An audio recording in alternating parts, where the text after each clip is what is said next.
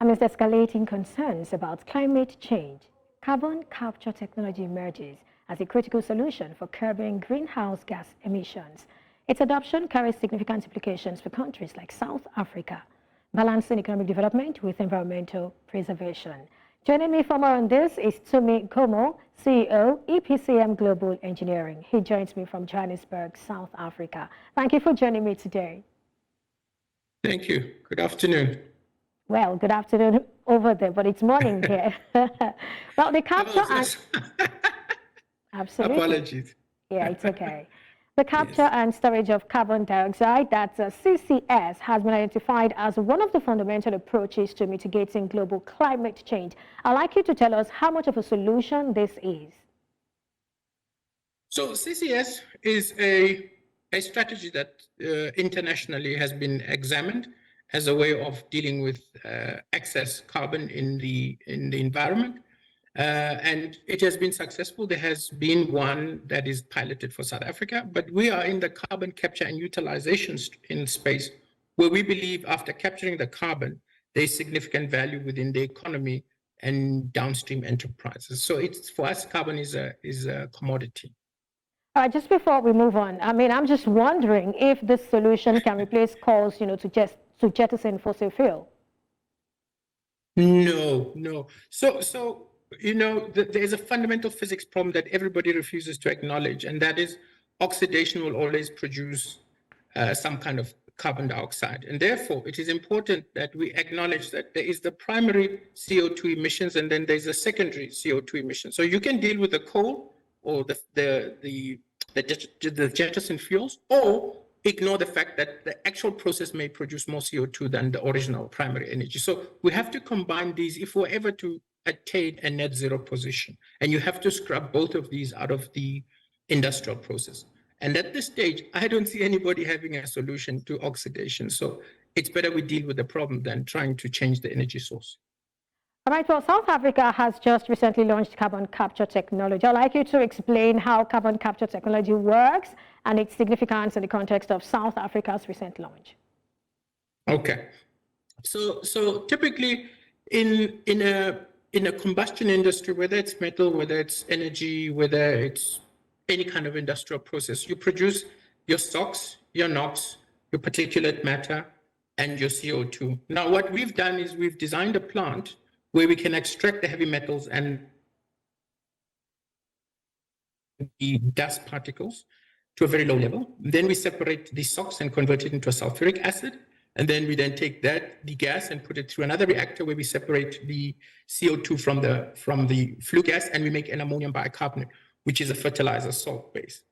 And then if there is still ammonia drag in our smoke, we then push it through another reactor where we mix the sulfuric acid with the ammonia that we captured, and we make an ammonium sulfate, which is another fertilizer-based salt. And therefore, by the time we finish, we've dealt with all of these, and then we have the last reactor where we absorb the NOx, which is pretty much not a problem, but it's just not worth the financial effort to actually separate the NOx. And so we've just left it that way. And we come out with a 99% clean flue gas. All right, I'd like you to quickly differentiate between CCS and CCU. You started, talking about that earlier, but you sort of concentrated on what South Africa is doing. But I'd like you to differentiate between the two and, why South Africa has chosen to go for CCU. Okay. So CCS is when we capture the gas, the carbon, condense it, and then push it underground for storage facilities. And that program is still going ahead. But we've also realized that there is value in carbon. So typically in the carbon CCU, which is the utilization, which is the technology we're in, is you take all of these flue gas concentrations and you make a circular economy, industrial chemical or agricultural chemical. And that allows you to put it back into the system and reduces the need for additional chemicals into a growing economy. So all of a sudden, what was a climate change requirement becomes a financial opportunity. You produce a huge amount of chemicals which go into industrial processes. Some of this CO2, funny enough, goes into the proposed synfuel. So you can make a 0 ppm kerosene, which is what we started exploring, is we can make a 0 ppm kerosene from smoke, from industrial processes. So this is where the difference is. We make chemicals that can be used again, therefore reducing the requirement of the flow of chemicals within the environment. All right, so talk to us about, oh, please go ahead. I thought you were done. Go ahead. Yeah, no, I just wanted to check if you're happy with my CCU and CCUS question. Absolutely. All right, so how accessible is this technology to industries and sectors in South Africa, and what support is available for its widespread implementation, saying, you know, the importance really?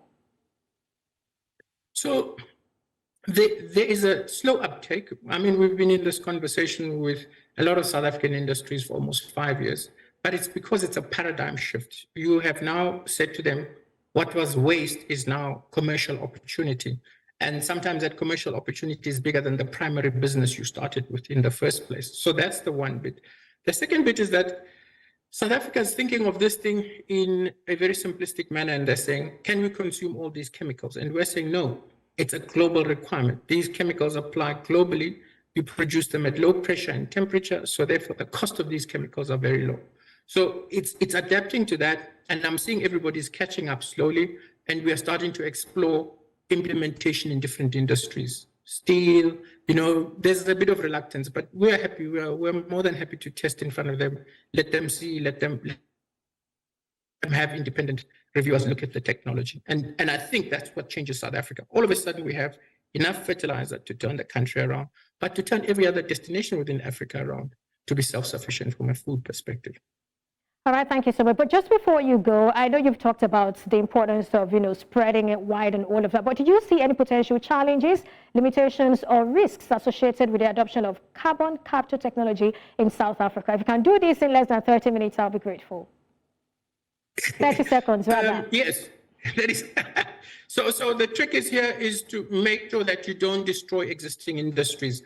And what it does for anybody who has existing infrastructure, it gives them 30-year headroom to continue with their current asset at their current NPV, as opposed to having to buy new technologies. So it's a sweet spot for every industry in South Africa, but everybody's going through it for different reasons. Thank you, Tumi Kgomo, CEO, EPCM Global Engineering, for your thoughts.